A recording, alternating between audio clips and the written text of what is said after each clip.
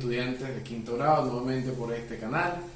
Hoy vamos a hacer un breve repaso del tejido sanguíneo, que fue la última clase que vimos, que no quedó un poco clara. Hoy vamos a profundizar este tema. Recuerden algo, todos los repasos van en el cuaderno. Este tema va en el cuaderno, ¿sí?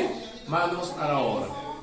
Ok, sabemos que el tejido sanguíneo se caracteriza porque está constituido por células libres, ¿sí? Que son los eritrocitos, los leucocitos y las plaquetas llamadas en conjunto, que son elementos configurados de la sangre. Eso lo vimos, figurados de la sangre, eso lo vimos en un esquema. Y su matriz extracelular líquida conocida como plasma sanguíneo, ¿sí? Entonces, en conclusión, sabemos que es un tejido conjuntivo especializado formado por todos de tejidos de una matriz extracelular y elementos formes en las células.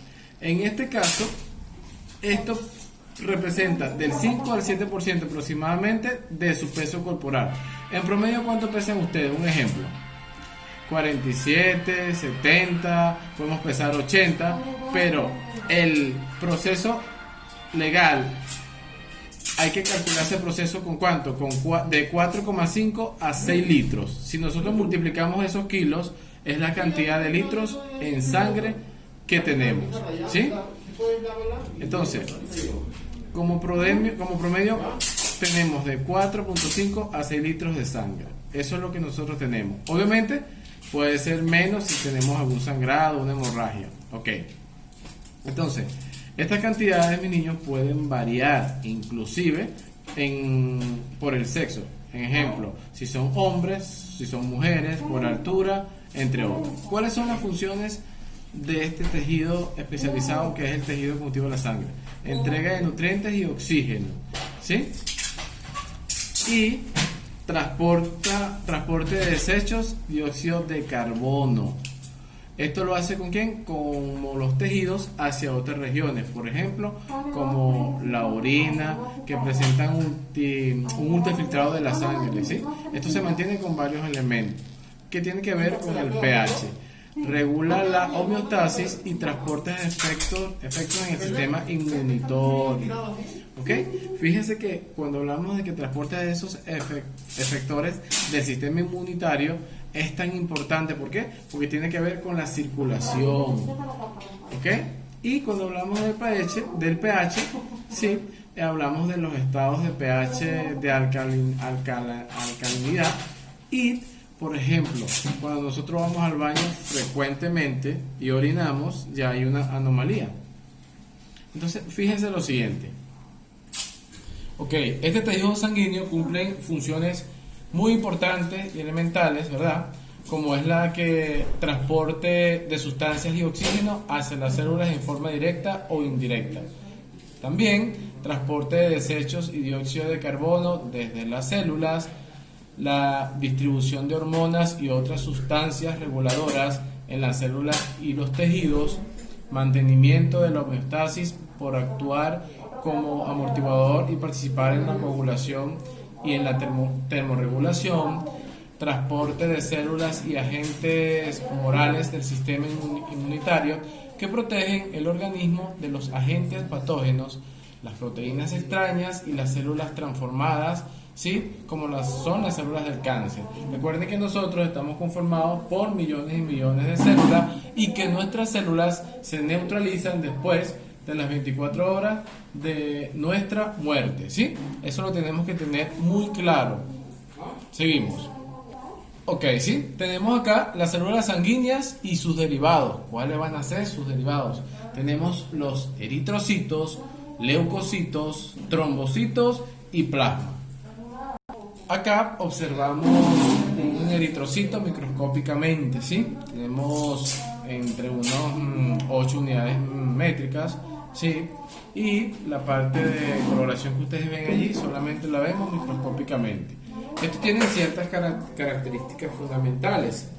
Tiene citoesqueleto de actina, tiene disco cóncavo, contiene hemoglobina, carece de organeles, 120 días de vida media y en el ser humano posee de 4 a 5 millones de milímetros cúbicos. Imagínense ustedes, contiene anhidrasa carbónica. ¿Qué función hace esto? Esta hace que se facilite la formación del ácido carbónico. Ok, tenemos ahora otro que es los leucocitos. También hablamos de ellos.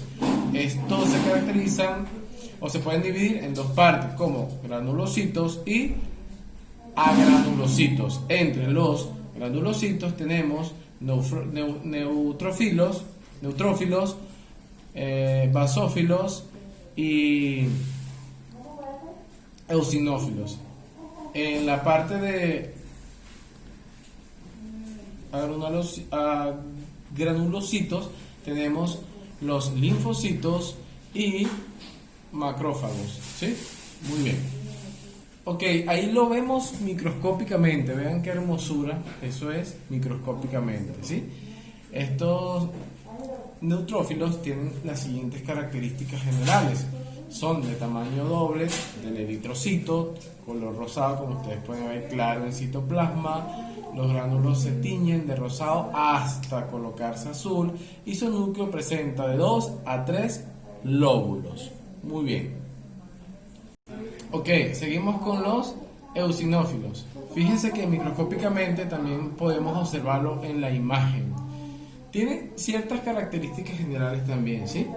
Son gránulos esféricos, o sea, grandes, eosina, raramente sobre el núcleo, como ustedes pueden observar acá, esta coloración está sobre el núcleo, estas dos manchitas, aquí también tenemos manchitas más, eso tiene que ver con la encima, raramente sobre el núcleo, rojo o anaranjado, y su núcleo, muy importante, es bilobulado, como ustedes pueden observar acá.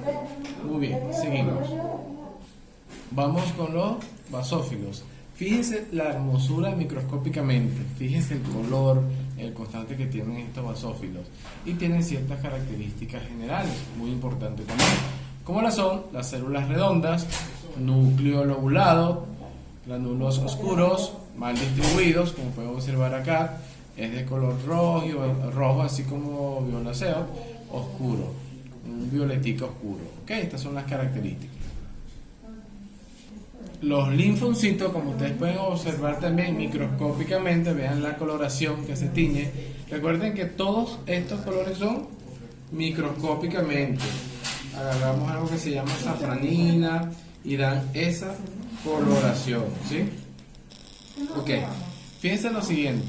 Fíjense que estas tienen ciertas características importantes, que son células redondas ovaladas, citoplasma de color azul, núcleo redondo y grande, como pueden observar allí. Los monocitos, observen cómo se ve microscópicamente, vean la coloración que toma acá. Todas estas imágenes, repito, son microscópicamente, mis niños, ¿sí? Ok, esta característica, forma irregular, como lo podemos ver acá, o cuadrangular, abundante en citoplasma, gránulos numerosos y finos, como pueden observar acá, núcleo redondo o reniforme, puede presentar un surco y puede ser lobulado. Ok, fíjense cómo se ven las plaquetas microscópicamente. Vean bien la imagen de las plaquetas microscópicamente, ¿ves? Y estas tienen ciertas características también importantes, fíjense. Entre las características principales tenemos que son fragmentos del citoplasma del megacariocito. Es aspecto redondeado, como pueden observar, de finas prolongaciones, dando los azófilos centrales, que son de colores azules, estos que ustedes observan acá, ¿sí?